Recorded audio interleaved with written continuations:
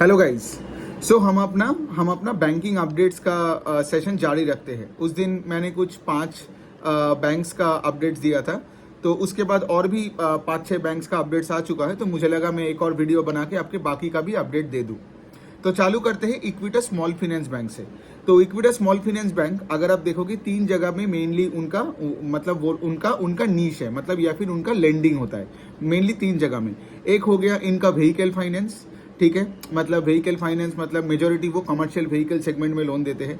दूसरा है कि स्मॉल बिजनेस लोन, मतलब छोटे छोटे दुकानदारों को, ट्रेडर्स को, डीलर्स को, डिस्ट्रीब्यूटर्स को, ठीक है, जिसको आप एमएसएमई लोन्स भी बोलते हो। तो यहाँ पे भी इक्विटस बहुत भारी है। और तीसरा जो जगह है वो है आपका माइक्रो फाइनेंस सेगमेंट में, ठीक है, मतलब ये जो ग्रुप लोन्स होते हैं ना, ठीक है, गाँव में जब आप लेट्स से सारे महिलाओं को इकट्ठा बिठा के उनको वो माइक्रो लेंडिंग करवाते हो, तो ये होता है इक्विटस का 3 मेन सेगमेंट। एक और सेगमेंट है हाउसिंग फाइनेंस, तो वो लेकिन वो उतना बड़ा सेगमेंट नहीं है।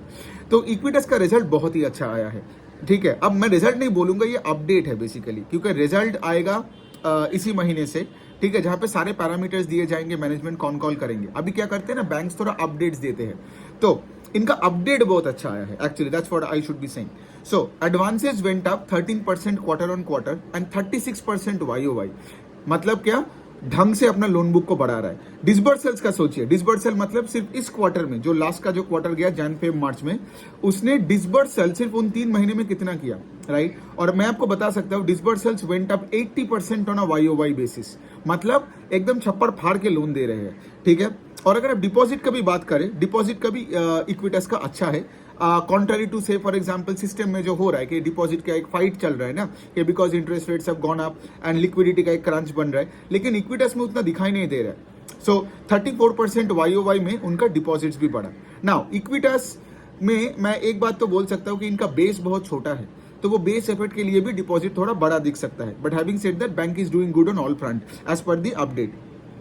कासा रेशियो इज एट 42%, मतलब the bank is like pretty good, और उनका करंट और सेविंग्स अकाउंट में ढंग का डिपॉजिट का एक बेस बन गया है। And of course as I told you right, कि सिंस ये बैंक मेजॉरिटी लोन्स देते हैं इन छोटे छोटे दुकानदारों को, कमर्शियल व्हीकल को, तो इनका कॉस्ट ऑफ बोरिंग ज्यादा होगा। सो इनका कॉस्ट ऑफ बोरिंग है 6.6%। अब चलते हैं दूसरे बैंक में, जो कि है इसका ही एक कजन टाइप का, वो है उज्जीवन स्मॉल फाइनेंस बैंक। अब उज्जीवन स्मॉल फाइनेंस बैंक कहाँ लेंड करते हैं, उनका मेजोरिटी लेंडिंग होता है माइक्रो फाइनेंस में, और उनका एक अफोर्डेबल हाउसिंग का लेंडिंग का भी एक बुक है। तो ये बनता है उज्जीवन का 2 मेन सेगमेंट, माइक्रो फाइनेंस ही मेन है एक्चुअली, ठीक है, और उसके बाद एक हाउसिंग का आता है। तो उज्जीवन का रिजल्ट या फिर उसका जो अपडेट पढ़ लेते हैं। तो एडवांसेस मतलब लोन बुक का ग्रोथ 10% बढ़ा होना क्वार्टर ऑन क्वार्टर एंड 33% बढ़ा होना YOY। और अगर मैं उज्जीवन का डिसबर्सल बोलूं तो on a YOY basis it went up by 23%। तो इक्विटस से कम है, लेकिन फिर भी 23% disbursal on a YOY is not bad. Deposit भी अगर देखोगे, अब फिर से उज्जीवन का जो एसेट बुक है और इक्विटस का, ये सब छोटे बुक्स है, 20-25 हजार करोड़ का इनका लोन बुक होते हैं। तो छोटे बुक का भी बेस का एक फायदा मिलता है। तो इनका डिपॉजिट भी went up by 39% on a YOY basis. लेकिन उज्जीवन का थोड़ा सा एक नेगेटिव मुझे ये लगता है कि उनका कासा इज ओनली एट 26%। मतलब उज्जीवन का ना, अब देखिए ना, जितना ज्यादा मतलब इस उज्जीवन का जितना कासा बढ़ेगा, राइट, एक बैंक का कासा रेशियो जितना बढ़ेगा, उसको उतना ही बैंक को लो कॉस्ट फंडिंग मिलेगा, गॉट इट। लेकिन यहाँ पे इक्विटस बेटर है, बिकॉज इक्विटस का कासा इज 42%, उज्जीवन का कासा इज 26%। अब उज्जीवन एक ऐसा डेटा देता है जो बाकी कोई अपडेट्स में नहीं देता है, जो कि है NPA डेटा। तो उज्जीवन ये भी बोला है कि उनका जो ग्रॉस NPA है वो 2.6% में आ चुका है, versus same quarter last financial year में इट वाज 7.1%। और मैं बोलूं कोविड के बाद ना, सेकेंड वेव के बाद ये नंबर बढ़ के 12% हो गया था। मतलब सोचिए 100 रुपए में 12 रुपए का, उसमें 3 महीने का EMI नहीं आ रहा था, लेकिन अभी घटा के 2.6, मतलब एसेट क्वालिटी इंप्रूव हो चुका है। अब एसेट क्वालिटी एकदम इतने झटाक से कैसे इंप्रूव हो रहा है, बिकॉज इनका कलेक्शन एफिशिएंसी बढ़ गया है, राइट। दूसरा आप देखोगे इनका रिस्ट्रक्चर्ड बुक और इवन आपका NPA बुक से भी इनका कलेक्शन आने लग गया है। सो इससे क्या होता है, जब आपका कलेक्शन आता है फ्रॉम NPA रिस्ट्रक्चर्ड बुक, तब आपका ग्रॉस NPA घटता है, ठीक है। सो इसका क्या मतलब कि उज्जीवन एक तरफ तो इक्विटस के तरफ अपना डिसबर्सल्स भी बढ़ा रहा है, दूसरे साइड में अपने एसेट क्वालिटी को भी बेटर कर रहा है। तो उज्जीवन का भी update is pretty good Equitas के तरफ।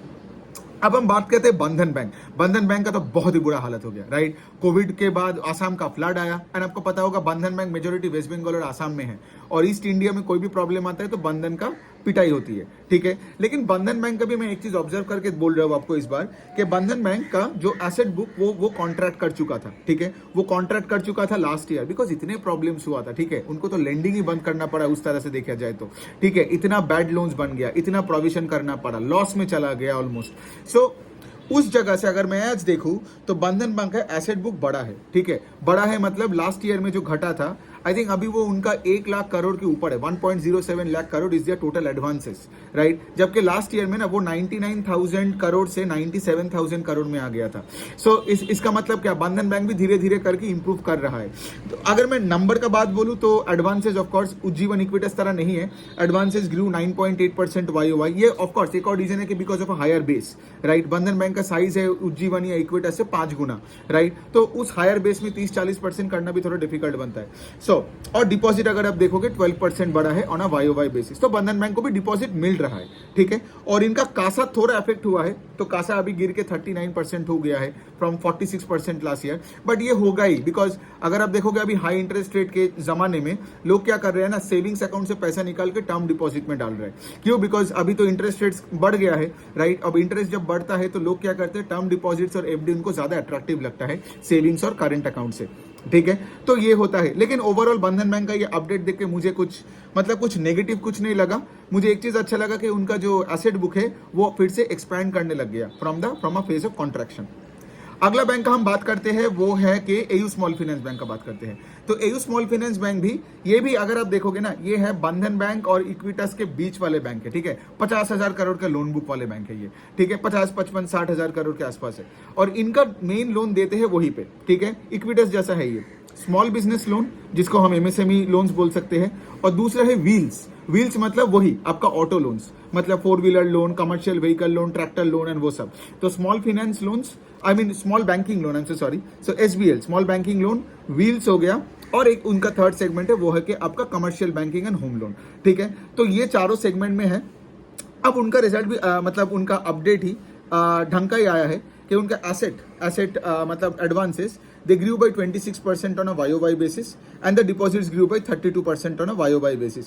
तो मैनेजमेंट ने क्या किया ना, मैनेजमेंट ने कॉल में इवन लास्ट के कॉल में, इवन ये जब ये अपडेट का जो डॉक आया उसमें मैनेजमेंट ने एक बात बोला कि यहाँ पे उनका जो निम्स है वो इम्पैक्ट होने वाला है because of the same reason, ठीक है। ये एक्चुअली उन्होंने लास्ट कॉल में भी यही चीज बताया था कि जब तुम्हारा इंटरेस्ट रेट बढ़ जाता है तो कॉस्ट ऑफ बोरिंग बढ़ता है ना एक बैंक का। जब कॉस्ट ऑफ बोरिंग बढ़ता है तो निम का थोड़ा कॉन्ट्रैक्शन होता है, और जब निम का कॉन्ट्रैक्शन होता है ना तो उसका रिटर्न ऑन एसेट और रिटर्न ऑन इक्विटी में इफेक्ट होता है, करेक्ट। बिकॉज निम कॉन्ट्रैक्ट हुआ तो नेट इनकम घटा, नेट इनकम का में इफेक्ट हुआ तो ROE is equal to net income by equity ना। तो नेट इनकम घटा तो आपका ROE भी थोड़ा बहुत इफेक्ट होगा। तो उन्होंने बोला भी लास्ट के कॉल में बोला था कि 1-2 साल या फिर 1-2 क्वार्टर, 4 क्वार्टर के लिए एटलीस्ट आपका वो ROE वो इंपैक्टेड रहेगा, ठीक है। तो इसलिए अब देखोगे ना AU स्मॉल फाइनेंस बैंक का स्टॉक ऊपर जाना बंद कर दिया जब से ये मैनेजमेंट ने ये चीज बोला। तो ये ऑफ कोर्स होगा ना, बिकॉज प्रॉफिट में प्रेशर आएगा तो EPS में प्रेशर आएगा, तो शेयर होल्डर आगे जाके बड़ा पैसा नहीं बनाएगा। तो अभी ये टेम्पोररी फेज है, लेकिन हैविंग सेड दैट ये सिचुएशन है AU का। लास्ट एक बात बोल दूं झटक से, वो है कि RBL बैंक का तो बहुत प्रॉब्लम हुआ था। वो क्रेडिट कार्ड और अनसिक्योर्ड में इतने ज्यादा घुस गया था कि RBI ने बंदे भेजना पड़ा बैंक में, ठीक है। लेकिन RBI का भी मुझे लग रहा है कि धीरे धीरे करके सिचुएशन बेटर हो रहा है। अगर आप एडवांसेस देखोगे तो 16% का ग्रोथ है ऑन YOY एंड डिपॉजिट है तो 7%। But again having said that system का जो ग्रोथ है, जो उस दिन भी मैंने आपको दिखाया ना, अगर आप HDFC बैंक का रिजल्ट देखोगे तो इतना बड़े बेस में भी ये RBL बैंक, क्योंकि RBL बैंक का भी वही है, लाइक ये RBL बैंक, येस बैंक, बंधन बैंक के सिमिलर लेवल के बैंक है, ठीक है। तो इनका रिजल्ट मतलब ये अगर HDFC बैंक से ज्यादा रेट में डिपॉजिट नहीं पा रहे तो मतलब ये लोग अपना मार्केट शेयर गवा रहे हैं। Okay, on that note I hope कि आपको ये 5 बैंक्स का एनालिसिस अच्छा लगा। आपको कोई भी क्वेश्चन हो, डाउट हो बैंकिंग रिलेटेड या कुछ भी रिलेटेड, राइट, आप मुझे पिंग कर सकते हो and I will be happy to answer you.